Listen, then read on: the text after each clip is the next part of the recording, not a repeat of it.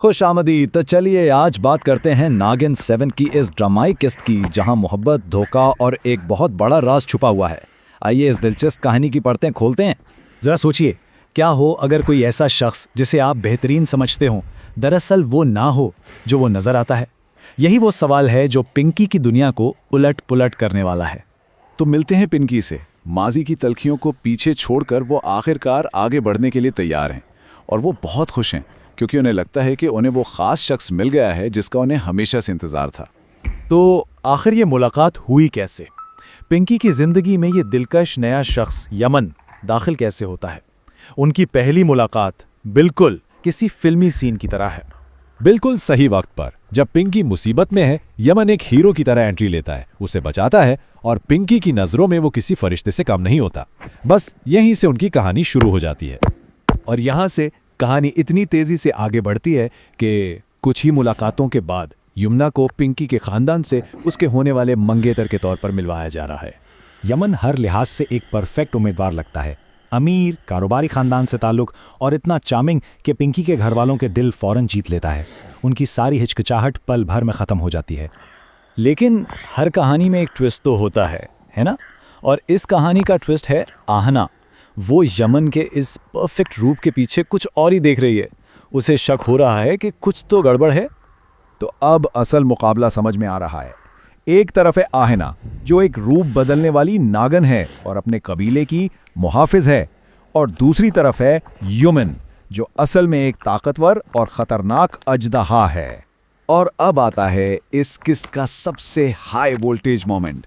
छत पर एक जबरदस्त टकराव। आहना अकेले में यमन का सामना करती है और अब सारे राज खुलने वाले हैं।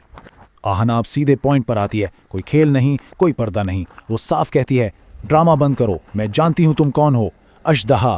वो ये वाजे कर देती है कि खेल खत्म हो चुका है। लेकिन यमन भी कोई कम खिलाड़ी नहीं है। वो डरने के बजाय बड़े गुरूर से जवाब देता है, सर्कस का खेल तो तुम्हारा है नागिन। वो दिखा रहा है कि वो न सिर्फ आहना का राज जानता है बल्कि उसे कोई खौफ भी नहीं। तो असल मसला क्या है? ये सारी जंग एक कीमती ड्रैगन मोती के लिए हो रही है। आहना का मकसद उसकी हिफाजत करना है, जबकि यमन उसे हासिल करने के लिए पिंकी से शादी का ये सारा ड्रामा रचा रहा है। अब जब ये राज सामने आता है तो हालात बेहतर होने के बजाय और बिगड़ जाते हैं। पिंकी इन्हें बहस करते हुए देख लेती है और यमन इस मौके का पूरा फायदा उठाता है। यमन इतनी चालाकी से पिंकी के कान भरता है कि पिंकी को यकीन हो जाता है कि आहना उसकी खुशियों से जलती है और उसकी मोहब्बत को छीनना चाहती है। और बस आहना की सच्चाई को हसद का नाम दे दिया जाता है। पूरा खानदान पिंकी के साथ खड़ा हो जाता है और आहना अपने ही घर में बिल्कुल अकेली रह जाती है। और मामला यहां तक पहुंच जाता है कि अगले ही दिन मंगनी रख दी जाती है। इसका मतलब है कि आहना के पास सच्चाई सामने लाने के लिए वक्त बिल्कुल नहीं बचा है। लेकिन एक सच्ची हीरोइन कभी हार नहीं मानती। खानदान ने भले ही साथ छोड़ दिया हो, पर आना अब एक नए प्लान के लिए अपनी इत्तेहादी भरनी के पास जाती है, क्योंकि वो जानती है हर दुश्मन की कोई ना कोई कमजोरी जरूर होती है। और फिर उन्हें मिलता है वो राज जो सब कुछ बदल सकता है। एक अजदहा अपनी आग की ताकत सूरज की रोशनी से लेता है, लेकिन ठीक दोपहर 12 बजे जब वो अपनी ताकत को रिचार्ज कर रहा होता है, वही लम्हा उसकी सबसे बड़ी कमजोरी का होता है। तो अब आहना के पास प्लान भी है और यमन की कमजोरी का पता भी।